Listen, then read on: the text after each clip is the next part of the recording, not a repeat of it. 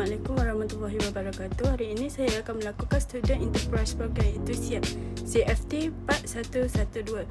Nama saya Nurhani Syafiqah binti Jusoh, nombor matrik C22A0313. Tempat syarikat yang saya melakukan SIEP ialah JSS Legacy.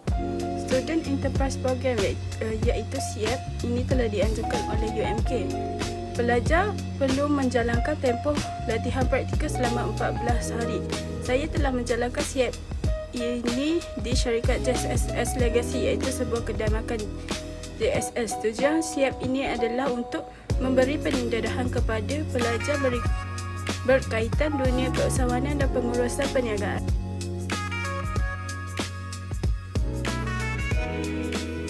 Maklumat mengenai syarikat SIEP.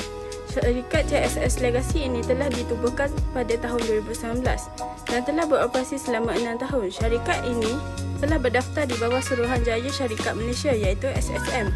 Lokasi syarikat ini adalah di Kuala Terengganu. Syarikat ini melakukan jenis perniagaan iaitu kedai makan yang menjual nasi ayam, rojak ayam dan mi goreng mamak.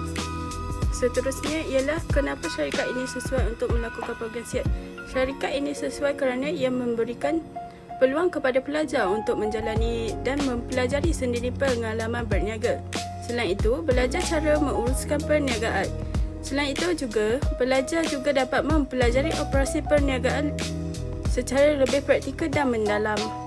Skop kerja yang saya telah lakukan ketika program SIEP ialah menyapu sampah dan mengemok lantai, membuat air untuk pelanggan, mencuci pinggan dan mangkuk, mengambil dan menghantar order pelanggan dan mengira stok bahan mentah. Apa yang saya pelajari ketika melakukan SIEP ialah ianya memberikan pengalaman bekerja kepada saya.